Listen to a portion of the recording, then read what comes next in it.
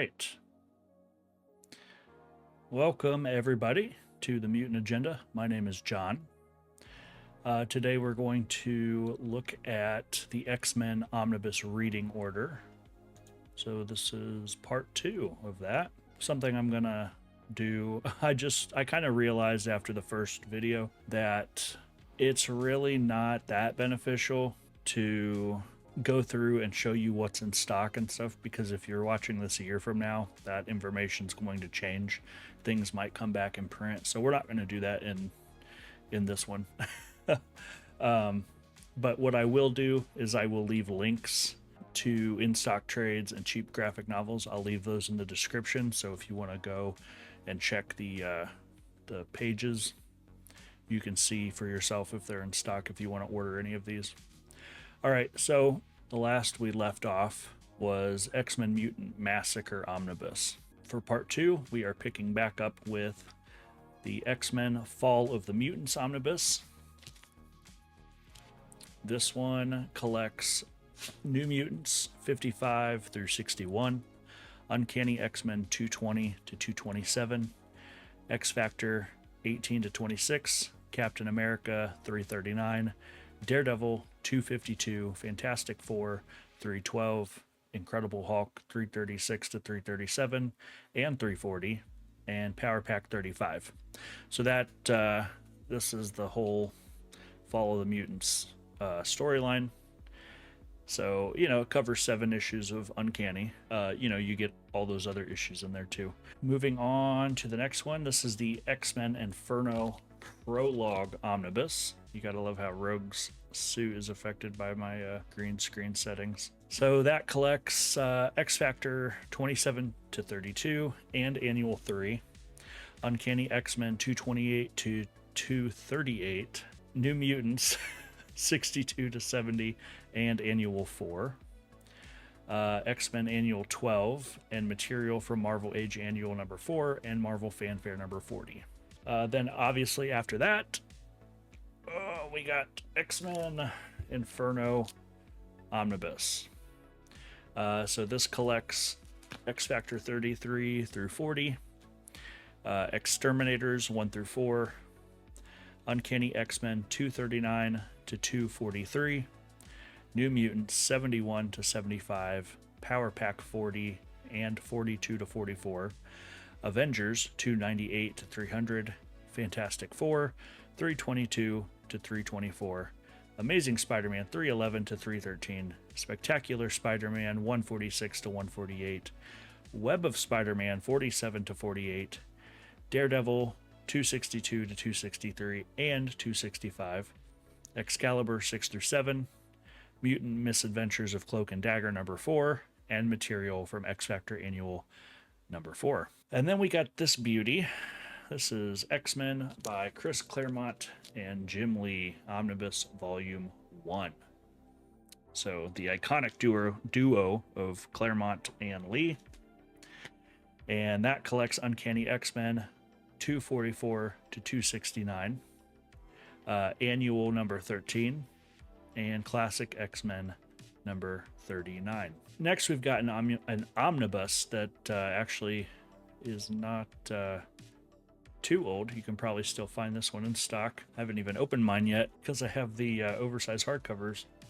But this is the X-Men Extinction Agenda Omnibus. That collects Uncanny X-Men 270 to 272, New Mutants 95 to 97, X-Factor 60 to 62, X-Men Annual 14 and 15, and X-Men Spotlight on Starjammers 1 to 2, plus material from Fantastic Four Annual number 23, New Mutant Annual 6 to 7, X-Factor Annual 5 and 6, New Warriors Annual number 1, Marvel Comics Presents 10 to 17, 24 to 32, and 41. So that was the oversized hardcover for that hadn't been out for a while. So they just made an omnibus, kind of, added some issues that hadn't been collected in the oversized hardcover. And that fits right in between the Claremont and Lee Volume 1. And then this Claremont and Lee Volume 2. And that collects X Factor 63 through 70, Uncanny X-Men 273 to 280, X-Men 1 through 9, that's adjectiveless X-Men 1 through 9, Ghost Rider 26 and 27, and material from X-Men 10 through 11. So you might notice that issues 10 and 11 aren't complete. It's only material from. So there's like two different storylines going on in those. This collects the stuff that's pertinent to adjectiveless X-Men, and then you get the rest of the material in Bishop's Crossing. Now this is an oversized hardcover. Well, actually, this says Omnibus, but don't be fooled. I just have a custom dust jacket. The original dust jacket is right here, and this is just an oversized hardcover. I just had a custom dust jacket made that has the Omnibus logo on it. So Bishop's Crossing collects the material from adjectiveless X-Men 10 and 11 that wasn't in the Claremont and Lee Omnibus Volume 2. So you get the full issues, but they're across two books. I know that sounds kind of weird, but that's just how they mapped it out. So Bishop's Crossing collects Uncanny X-Men 281 to 293 and adjectiveless X-Men 12 and 13, but then it wraps up the stories of 10 and 11. So you do end up getting it all. It's just spread across two books. The next one is another oversized hardcover. This is X-Men Executioner Song hardcover, and this collects Uncanny X-Men 294 to 297, X Factor 84 to 86, X-Men 14 through 16, X-Force 16 through 18, and Strife's Strike File. So that is the Executioner Song hardcover, which then goes to the X-Men Shattershot oversized hardcover. So this collects adjectiveless X-Men 17 through 24 and annuals 1 and 2, Uncanny X-Men annual number 16, X-Men The Survival Guide to the Mansion, X-Men Anniversary Magazine, and material from X Factor annual number 7 and X-Force annual number 1. So that will wrap up part 2 of our reading order. So that got us from Uncanny 220 all the way to Uncanny 297.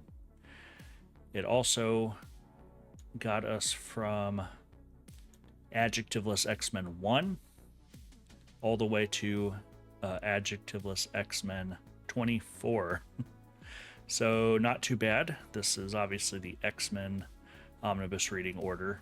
So all these other ones I will map out for you in their own perspective videos, like New Mutants, X Factor, we got X-Force popping in here.